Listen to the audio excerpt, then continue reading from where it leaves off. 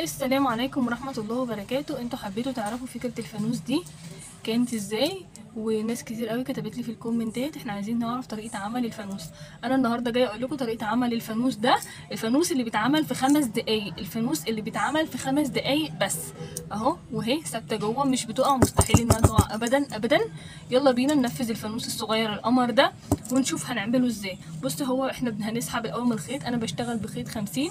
هسحب الاول من الخيط حوالي متر وربع، ما تسحبيش اكتر من كده لان على فكره هيبقى كتير. يعني انا متر كمان اهو، هلف تاني متر كمان اهو. ده اللي انا استخدمته، المتر واحد بس، لان هو الفانوس صغير قوي ما بياخدش حاجه. بصي كده هنعمل، يلا بينا نعمل القاعده بتاعه الفانوس. انا ما ببداش من فوق، انا ببدا من هنا من تحت. يلا بينا نسمي الله. بصوا احنا كل اللي هنستخدمه الخرز الالوان بتاعنا، وهنستخدم النور بتاعنا اهو، نتاكد قبل اي حاجه ان هو شغال تمام، وهنستخدم الحلقه دي والخيط بتاعنا. يلا بينا نسمي الله ونشوف احنا هنعمله ازاي. يلا بينا هنبتدي نعمل الفانوس بتاعنا.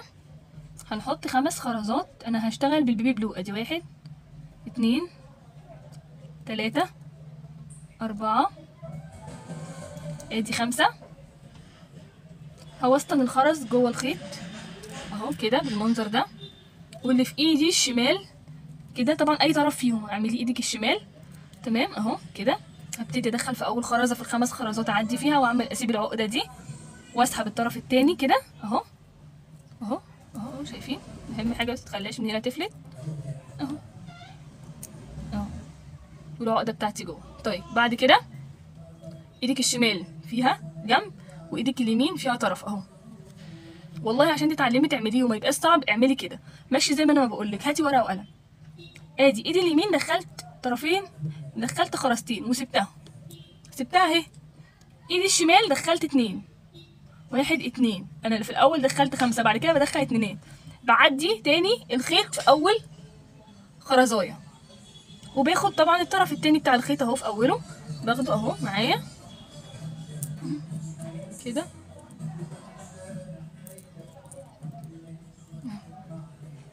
تمام اهو. بعدي اهو عندي.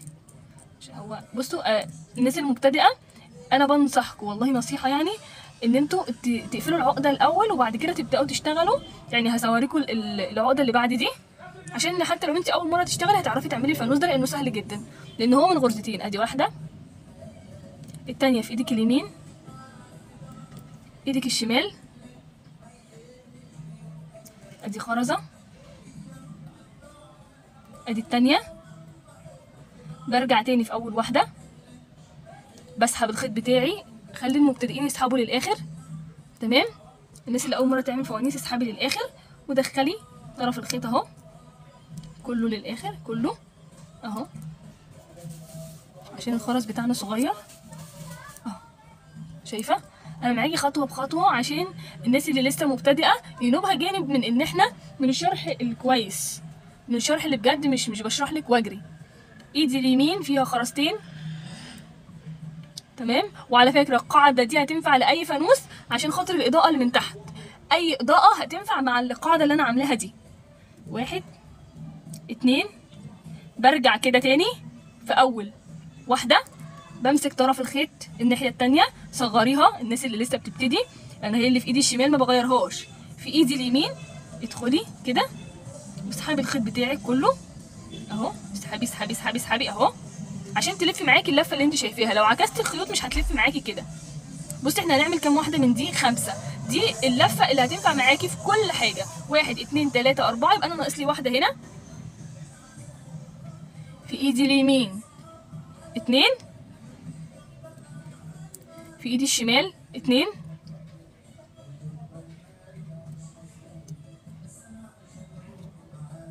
برجع الخرزه اللي في ايدي الشمال اهو، وابتدي اسحب، اصغر العقده بتاعتي اهي صغيره. باجي الناحيه التانية بدخل طرف الخيط التاني اهو زي ما احنا شايفين بالظبط، وبسحبه وبقفل عقدتي من هنا اهو. شايفين اهي عملت الكيرف اللي انا عايزاه. 5 1 2 3 4 5. هعمل ازاي؟ هقفلهم ازاي؟ هجيب 2 بس في الطرف اللي هو من تحت. بصوا كده، هي فوق، الطرف اللي من تحت هحط فيه 2 اللي هو ناحيه ايدي اليمين، هحط فيه 2 اهو. بصي كده يا ست البنات، انت عندك اهو الخيط، طرفين الخيط، انت هتيجي مش عند الطرف اللي من تحت ده، عند الطرف اللي في الجنب، وهتخشي فيه كده. استنى اشيل ده عشان ما يلخمناش في النص. تمام، وابتدي اسحبه اهو. انا عايز اشيل لكم الجنب التاني ده خالص اهو كده. طيب تمام، هي اتفكت. بصوا في الطرف اللي في ايدي دي، في ايدي اليمين هدخل 2 خرزتين. عندي هنا خرزتين، خرزة تحت وخرزة في الجنب. هاجي عند الخرزة اللي في الجنب وهدخل فيها الخيط، وهدخل فيها الخيط، الخرزة اللي في الجنب اهو. هتقفل معايا من تحت. تمام، هتقفل معايا من تحت. طيب انا عايزه اكملها ازاي؟ احط خرزه هنا في ايدي الشمال بقى. هاجي ايدي الشمال ادخل فيها خرزايه واعدي كده، وابتدي واسحب الخيط ده كمان اللي هو فاضي ما فيهوش خرز دلوقتي اهو. انا عملت القاعده بتاعتي اهي. دي القاعده اللي احنا شغالين بيها اهي القاعده. تمام. طب يلا بينا نطلع بعد كده. بصي انت تكون عندك هنا، بصوا اللي ما فهمش انا هعمل كل يوم فيديو عن الفوانيس، او 2 أو 3 كمان. اتكون عندك ادي 2 4 ادي 6 هم. تمام 6. طيب هعمل ايه؟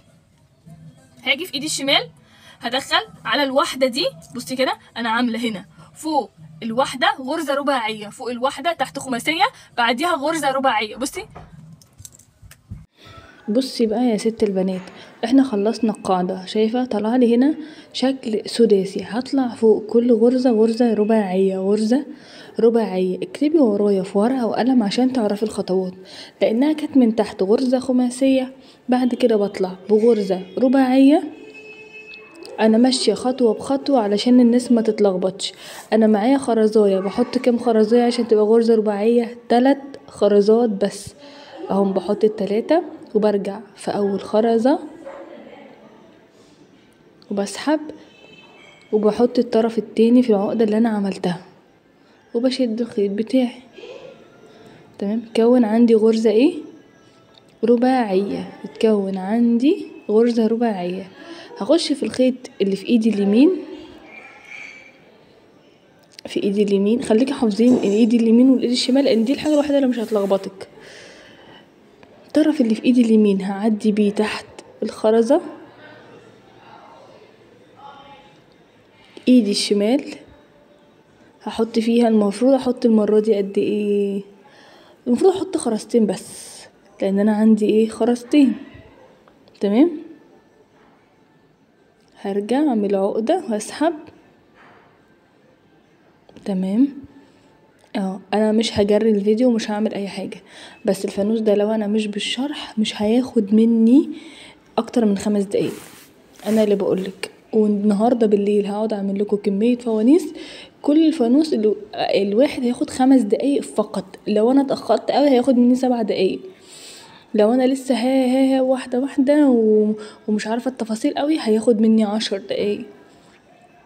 تمام، لكن لو انتي قاعدة مركزة جنب كوباية نسكافيه هتشتغلي. طبعا انا بعمل الخطوة دي كلها على 6 خرزات ما تستصعبيش الموضوع لان انا ما كنتش عارفاه. لو كتبتي الخطوات ورايا هتعرفي كويس قوي ازاي تمشي على الخطوات دي واحدة واحدة. يبقى احنا هنمشي على ال6 خرزات اللي فوق غرزة رباعية. تمام، هندخل في الخرزة اللي جنبها في الخيط الشمال، في الخيط اليمين والخيط الشمال هحط تاني خرزتين، بعمل عقدة، بعدي تاني بالخيط في الخرزة عشان اعمل عقدة، بسحب الطرف التاني بشد الخيط بتاعي. في ناس بتستسهل، انا ما بعرفش استسهل، انا بحب الشغل يطلع جامد. همشي بالخيط اللي في ايدي اليمين تحت الخرزة زي ما انتم شايفين بالمنظر ده، بسحبه وبحط خرزتين،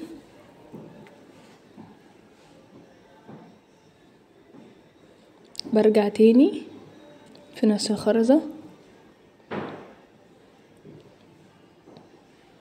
بسحب الخيط بتاعي، بشد جامد جدا. تمام. اخر واحدة بقى هي اللي فيها تركاية، اخر واحدة هي اللي فيها تركاية. انا بعدي في الخيط تاني من تحت الخرزة دي، وباخد اول خرزة صفرة في الجنب بعدي فيها تاني،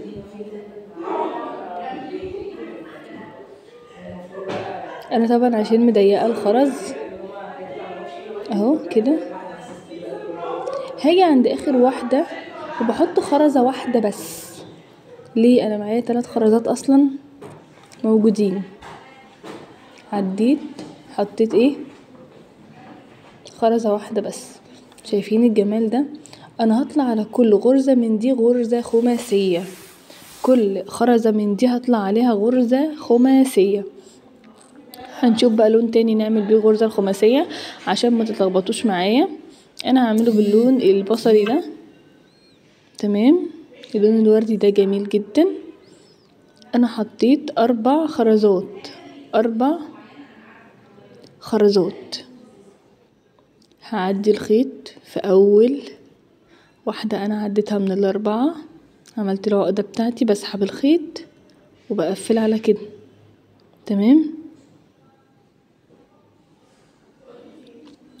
باجي اعدي الايد اليمين، بخش تحت الخرزة الصفرة، اسحب. هنا بقى هحط كام خرزة؟ 3. انا عندي 2، هحط 3 خرزات فقط. المرة اللي فاتت حطينا 4، بعد كده 3. بصوا احفظوا، اول مرة بنحط العدد كامل، الواحدة بنحط عليها 4، بعد كده بيبقى معايا 2 اتكونت خلاص غرز، ال2 بحط عليها كام؟ 3، وافضل ماشية على نفس الموضوع، ال2 بحط عليها 3.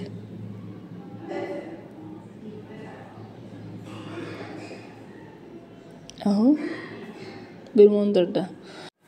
يلا بينا هنبتدي نكمل الغرزة اللي بعديها. همشي بالخيط تحت الخرزة الصفرة، مشينا.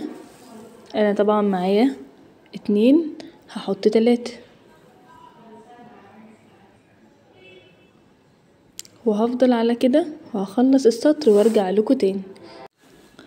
بصوا هنا انا كنت بحاول اجري بسرعة علشان ما تزهقوش برضو. تمام. بس انا كنت عملت هي نفس الخطوة في كل مرة. بعدي بالخيط اللي في ايدي اليمين تحت الخرزة الصفرة، بحط خرزتين،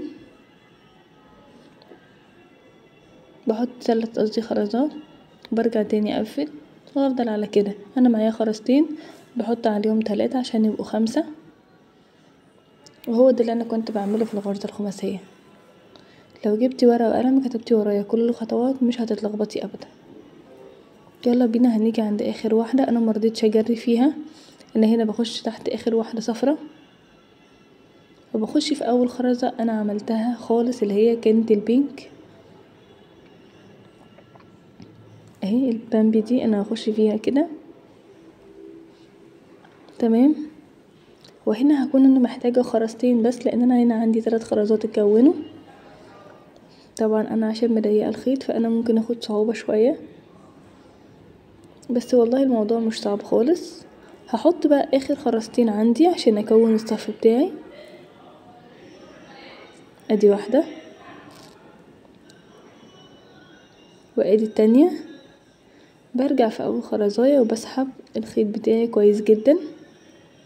خلاص خلصت. ايه رأيكم؟ بصوا بقى شكله حلو ازاي، بقى من فوق شكله شبه من تحت كده بالظبط لو انتوا شايفين واخدين بالكم. بصي انا دلوقتي هعمل الصف اللي فوق ده.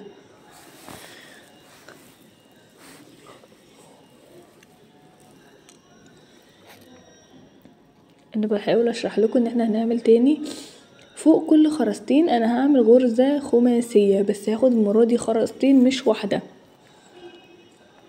عشان اقفل وش الفانوس من فوق. هو كده مفتوح معايا، انا لو عايزة افتحه اكتر هفتحه، بس انا عايزه فوانيسي صغيره. تمام، هخش تحت خرزتين اهو، ثواني الخيط بس لفه حوالين بعضيه فانا بعدله.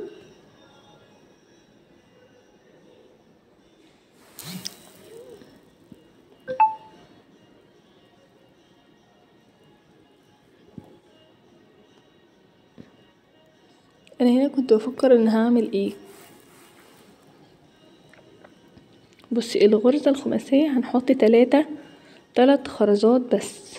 انا معايا خرزتين اصلا موجودين، انا هعمل خرزتين فوق كل خرزتين، هحط 3 فوق كل خرزتين، هحط 3 اهو. هبتدي ان انا اعمل كده.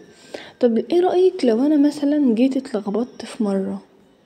بصي انا هعدي ما بين ادي خرزة وهاخد التانية كمان معاها، انا عديت، شايفة؟ طيب لو انا جيت بقى هنا المرة دي هحط كام خرزات تفتكري؟ هحط 3 زي ما بحط، ادي 1 2 3، انا حطيت 3 اهو. هل تفتكري الموضوع هينجح؟ بصي كده جمال، طالما انتي ماشية صح. بصي هتلاقي في حاجة غلط، هتلاقيه طالع عني بقية الشغل، لا يبقى هنفك. انا بحاول اوصلك وافهمك ان انتي هتلاقي الشغل معاكي شكله مش احسن حاجة. انتي اصلا معاكي 3 خرزات، يبقى انتي تحتاجي قد ايه؟ 2 بس. وبالفعل انا حطيت خرزتين بس، يبقى انا همشي خرزتين بالخيط اللي في ايدي اليمين،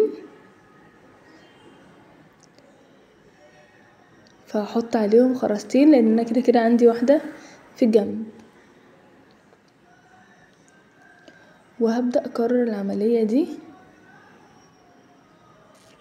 في كل الصف اهو. طبعا انا كل يوم هنزل طريقة الفانوس، كل يوم هنزلها باشكال جديدة ومختلفة.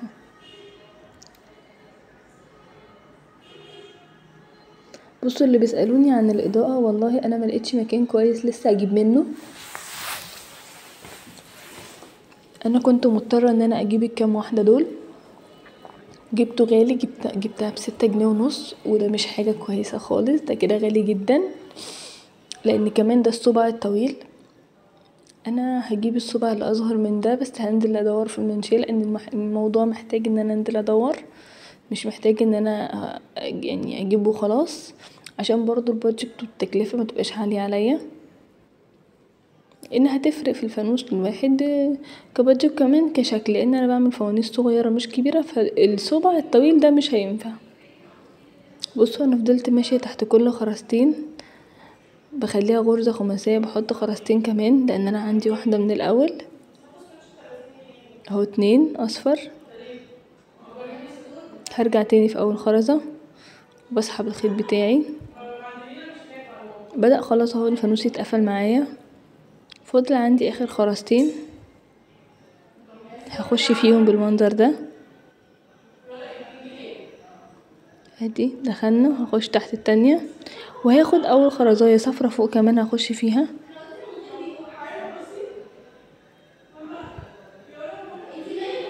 وهبتدي بقى ان انا هنا هحط خرزاية واحدة بس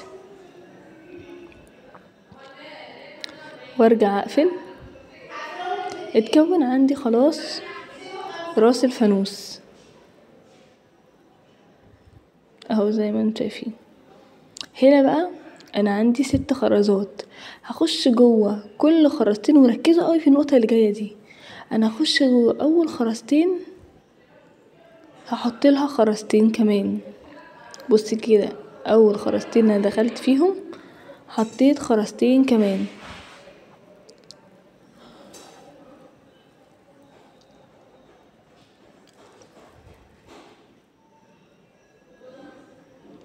وقفلت. هاجي عند تاني خرزتين هخش فيها،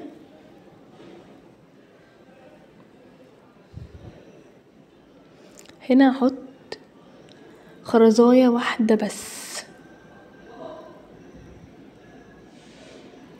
هنحط ايه خرزاية واحدة وبس.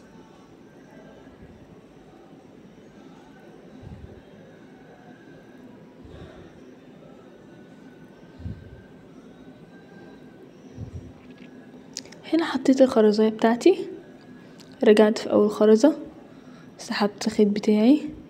انا عايزة يتكون عندي الشكل الثلاثي اللي انتوا شايفينه ده، شايفين في شكل ثلاثي اتكون. هرجع في اول خرزة صفرة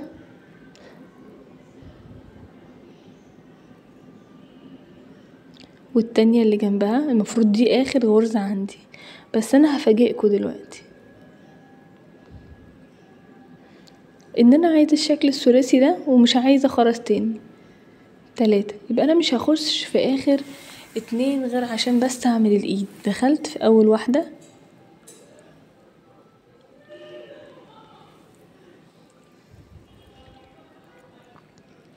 همشي الخيط لحد ما الطرفين يبقوا طالعين من نفس المكان، يعني حاولي تمشي الخيط ما بين الخرز لحد ما الاتنين يطلعوا في نفس المكان. هنا هعمل عقدة عشان برضه ابقى ماسكة الشغل بتاعي كله.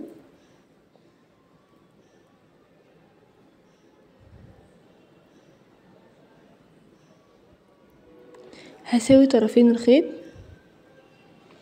عشان ابتدي اعمل الايد بقى.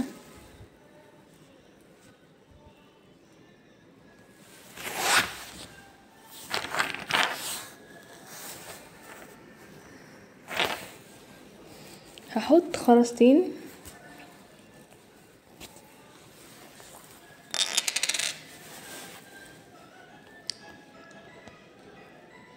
هحط 3 خرزات وبعد كده علاقة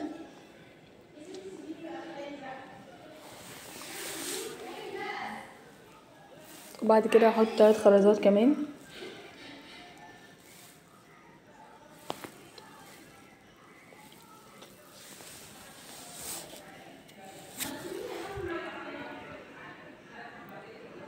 تمام كده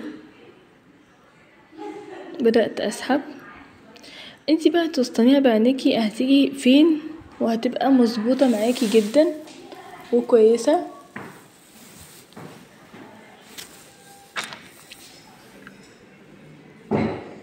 هبتدي بقى ان انا احط الخيط جوه الخرزة المقابلة ليها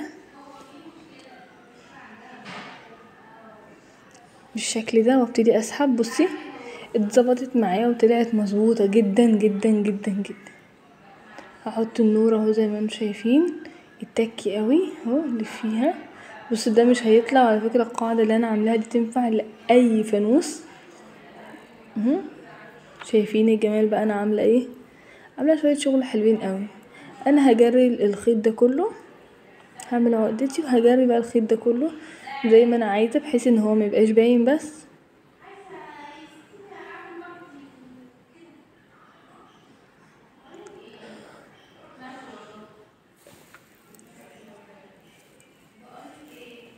انا طفيت النور لاني ما كنتش شايفة خالص منه.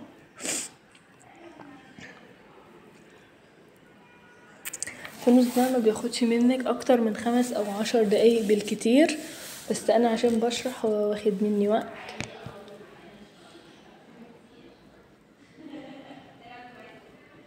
ان شاء الله على خير. الناس اللي عايزة تبدأ مشروع الفوانيس ما تستنيش، يلا ابدأي وان شاء الله انا معاكي في كل حاجة. واي سؤال انتي هتسألهولي هتلاقيني بجاوبك عليه واللي مش هجاوبه دلوقتي بيكون عندي ضغط والله، بس مش اكتر ولا اقل على الاسئلة.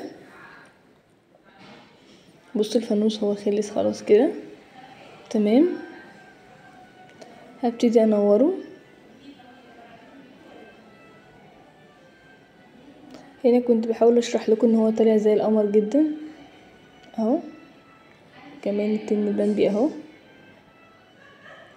انا خلصت. اشوفكم على خير. اللي عنده اسئله لاي حاجه يكتب لي في الكومنتات، هستنى اكيد انكم تقولوا لي رايكم. سلام عليكم.